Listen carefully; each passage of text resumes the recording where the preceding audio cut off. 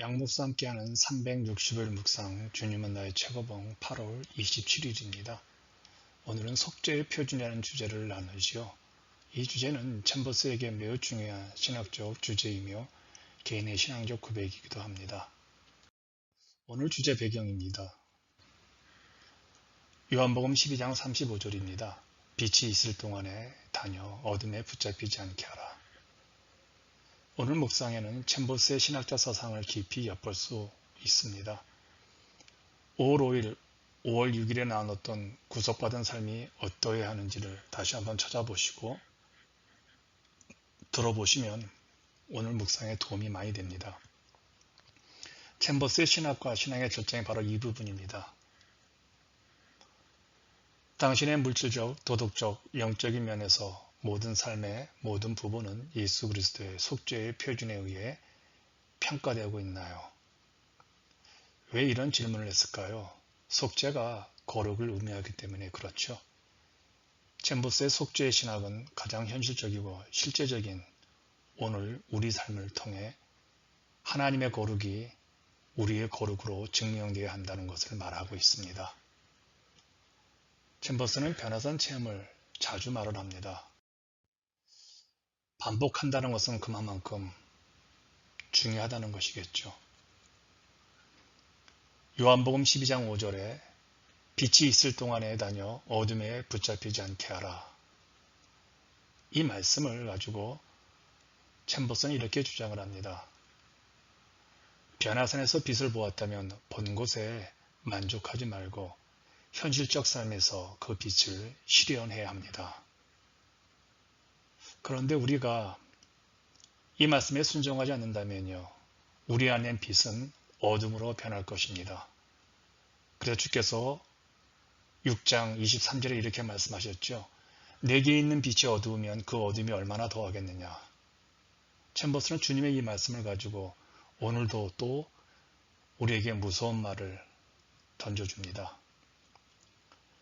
하나님께서 빛으로 비춰주신 성화 및 여러 문제를 당신이 거부하는 순간 당신의 영적 생명은 말라 비틀어지기 시작합니다.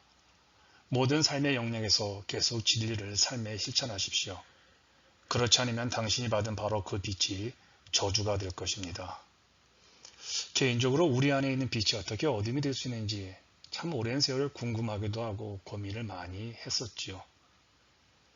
이렇게 한번 생각해 보겠습니다. 하나님이 우리 안에 빛을 심어주셨습니다. 그런데 우리가 그 빛에 순종하지 않는다면 우리가 배운 모든 성경 지식과 영적인 이 영감들이 우리 안에서 썩게 되어진다는 겁니다. 이렇게 되면요, 우리에게 있는 어둠은 하나님의 빛을 받기 전보다 더 어두워집니다. 그래서 예수 오래 믿은 분이 사단이 된다는 그 옛날 목사님들의 말씀 바로 이 말입니다. 예수 오래 믿는 분들의 그 잘못된 신앙의 그 위선적 삶, 그리고 가면을 쓰면서도 자기는 성화되었다고 주장하는 것이 바로 이 부분이죠. 그래서 이런 생각을 해봅니다. 신앙은 길이가 아닌 깊이다. 이건 제가 한 30년 동안 주장했던 내용 같아요. 살아있는 신앙의 가장 큰 적은 과거의 영적 경험에 잘난 척하며 만족하지만 현실적인 오늘의 삶에서는 과거 그가 경험했던 대로 살지 않는 겁니다.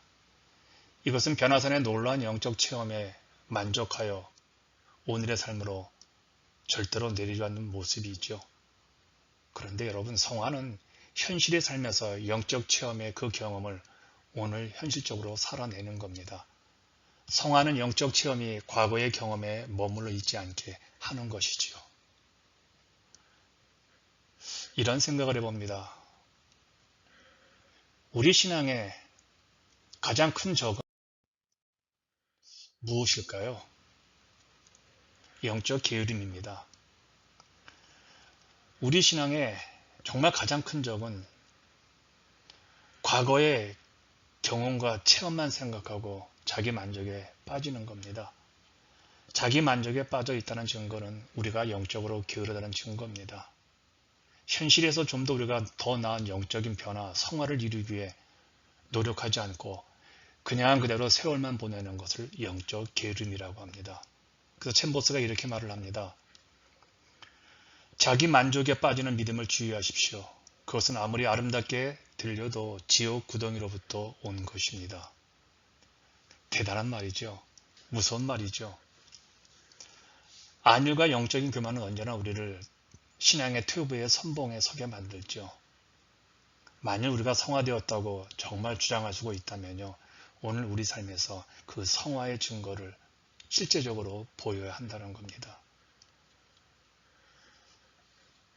거룩과 성화의 규를 알고 있다면 현실적인 우리 삶에서 부딪히는 여러 문제들에 대하여 성경적 가치관대로 행동해야 합니다. 챔버스는 늘 삶에서 주님과의 친밀함을 고민했고 이런 그의 치열한 고민은 그로 하여금 늘 하나님 말씀 앞에 하나님의 명령 앞에 순종을 만들게 되었던 것이죠.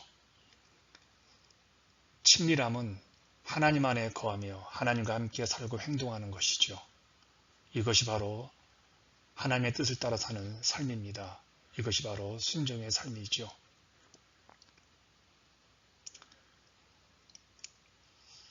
우리는 아직 완성되지 않았잖아요. 노력해야 합니다. 기도해야 합니다. 말씀을 보아야 합니다. 안 그러면요. 우리에게 쫓겨갔던 그 패잔병들이 곳곳에 숨어서 반격할 틈을 노리고요. 우리가 틈을 보이면요. 우리를 점령해버립니다. 그래서 빛은 사라지고 어둠이 더 커지는 것이죠. 그래서 늘 긴장하셔야 합니다. 계속 영적인 싸움에 승리하셔야 한다는 거죠. 그런 면에서 모든 신자는 신학자라는 말을 저는 하고 싶습니다. 신학자. 신자는 신학자라는 겁니다. 우리가 교리를 알지만 그 교리를 삶을 통해서 행하지 않는다면 죽은 신학에 불과하지요. 예수님께서 마태복음 5장 20절에서 이렇게 말씀하셨습니다. 너의 의가 서기관과 바리새인보다 더 낫지 못하면 결코 천국에 들어가지 못하리라. 구원의 은혜로 살아가는 사람은요. 우리가 아는 가장 도덕적이고 교리적인 사람보다 더 도덕적이고 더 교리적인 사람이어야 한다는 것입니다. 이 말은 교리를 알고 있는 위선적인 우리가 비난하는 그 바리새인들보다 더 위선적인 사람이 되라는 것이 아니라 바리새인들이 알고 있는 그 교리를 우리도 알고 있지만 행하지 않는 그들과는 우리가 달라야 한다는 것이죠. 생각해 보세요. 이 세상에서 가장 다루기 힘든 사람이 조금 안다고 하면서 주장하는 것이잖아요. 그래서 이 세상에서 가장 다루기 힘든 사람이 절대로 되지 말아야 합니다.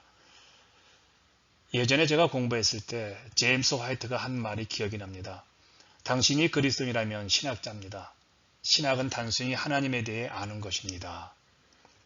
기독교의 역사 속에서 신학은 하나님을 향한 경건 자체를 의미하는 것이죠. 하나님을 알고 하나님을 사랑하며 즐거워하고 하나님께 순종하며 하나님 앞에서 서는 것이 신학입니다. 신학자가 신학을 전문적인 학문으로 연구한다고 해서 하나님을 잘 아는 것은 아니잖아요. 하나님을 정말 잘 아는 사람은 하나님을 인격적으로 체험하고 하나님을 진심으로 사랑하는 사람이죠. 하나님 알아감을 즐거워하고 하나님의 뜻에 따라 행동할 줄 아는 사람이라면 그분이 진정한 신학자이겠죠. 오늘 당신이 한번 입으로 고백하고 이제 삶으로 실천했으면 합니다. 당신에게는 변화산의 체험이 있습니까? 지금 그 내용을 실천하고 있습니까? 과거의 영광에 머물며 자기 만족에 빠진 그리스도인답지 않은 삶을 살지 않도록 주의하십시오.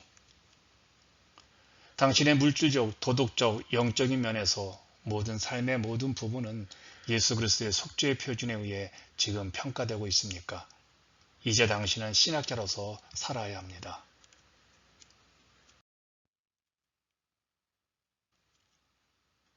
선한 존재가 되어 선의 행위를 추구하는 여러분 모두를 응원하겠습니다.